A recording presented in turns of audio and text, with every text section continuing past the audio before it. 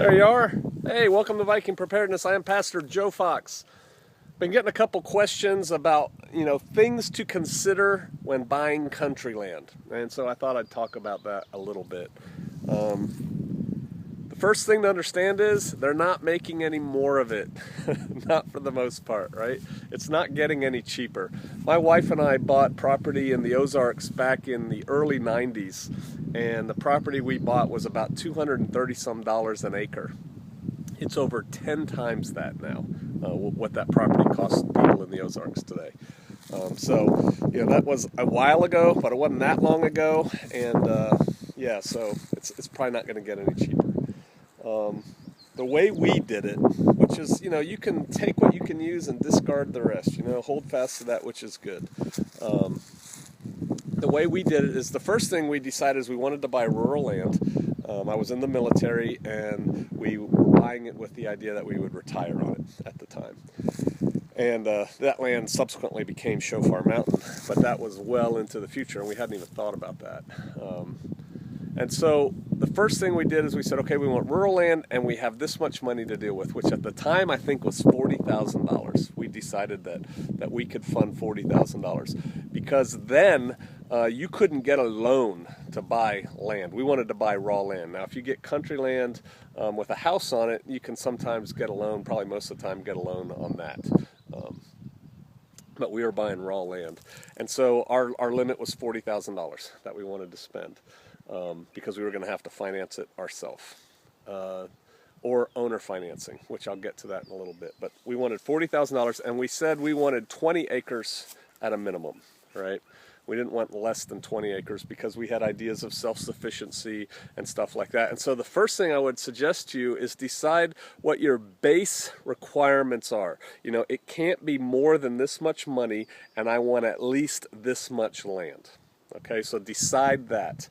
Then the way we did it is there was no internet back then, or if there was, I didn't have it. And so I signed up with this company called United Country Realty. And I don't remember if I sent them money or I just signed up with them, called a 1-800 number or something, but they started sending me these catalogs. Well, now you can do it all online. But they sent me these catalogs, and I don't know, every 2 or 3 weeks I'd get a catalog, and they looked kind of like classified ads, and they were broken down by state and then by office within the state, which was kind of like regions of the state. And at first we were looking for land in the Pacific Northwest because that's where I was stationed at the time. And we looked in Oregon and Washington, and we ruled out, we went down and looked at a piece of land down around Bend, Oregon, which is a pretty cool place to live. But man, it was near Bonanza, Oregon. And we were looking at a parcel of land that met our parameters, and there was a whole bunch. The problem with that part of Oregon is all the Californians who move up there, and they were trying to change the laws. There were these cattle people who for 100 years had been letting their cattle drink out of this one stream, right? It was BLM land, and the Californians were making it, they'd come in and change the laws, gotten the laws changed because there was some spotted newt or something that was supposedly endangered, and they were worried that these poor cows or these poor newts would get slurped up by the cows while they were drinking water. And so the cattlemen couldn't water their cattle, and so that was huge. And I said, you know what, this is just the first of many things that's going to happen here because of these Californians. We called it being Californicated. And so we decided we weren't going to live there. And then I looked at land up in, looked at land in the catalog. We looked at a place up in Minnesota. It was 200 acres, fenced, cross fenced, pretty decent house on it, less than 40K. And then I decided, I don't want to live there when I'm old because it'll be too cold, right? And so you have to kind of start deciding what part of the country you want to live in. I didn't want to live east of the Mississippi because there's too many people, and with that comes too many rules. These were my thoughts. Your thoughts will be different, right? You may decide you like North Florida. I don't know. It doesn't matter. But we started narrowing our area. And then one day I just came home from work and I was looking through a catalog and it said, 62 acres, deer, bear, turkey, 35,000 or something. And I'm like, hey, where's that? It was in Arkansas. Arkansas? Where's Arkansas? Blah, blah, blah. And so that's how we kind of ended up in the Ozarks. I went down there, looked at that, looked at a couple pieces of land, and I guess that gets to the rest of things to consider. For me, and again, this is all me, right? You may want to consider different things, but it's number one, a minimum amount of land. Number two, it has to be affordable. And we ended up having owner financing for ours. I had to put down, I think, 10%, and then I think we paid 10% interest on it over the years. We had written in the contract option for early payment, and so we paid it off early. But we wanted water on it, and in that area there was an intermittent creek that ran through the property. And I talked to all the neighbors all around this piece of property, and they all had drilled wells. And most of them were hitting water at about 30 feet. So I said, okay, we'll be able to get water here. And it was good water. It wasn't sulfur water or anything like that. That's important to find out what's your water situation going to be and how are you going to develop it, because you can't live without water. Find out about water rights. You know, I guess there's places in Colorado where you're not allowed to catch rainwater. That's huge. Drive around the area of the land that you're consider purchasing and see if you really want to live there, right? You know, what are the people like? What is the land around you like? What are your neighbors going to be like? Consider that. Look at building codes. What does it take to put up a chicken coop? What does it take to build a house? The part of the Ozarks that we're in, there are no building laws. That's good and bad. You know, I can build whatever I want, but so can my neighbor. We bought enough land that we didn't have to worry about seeing our neighbors, and that was part of my deal. But it's things to consider. You don't want to buy a place thinking that you're going to put a house on it, and then they tell you, now you don't have enough road frontage to build a house. So you got to find that out. We were adamant about having a current survey of the land. You have to know what you're buying. And the first deal that we made on property in the Ozarks, the guy said, well, I don't think he wants to survey it, because I said, we'll give you what you're asking for, but you have to have a current survey. And in fact, he came back and said, no, he rejected your counter offer, your offer. He doesn't want to survey the property. And I said, fine, I'll make an offer on this other place, same deal. They got to survey it. And so they did. You have to know what you're buying. Just saying, yeah, it's that fence line down there and back there.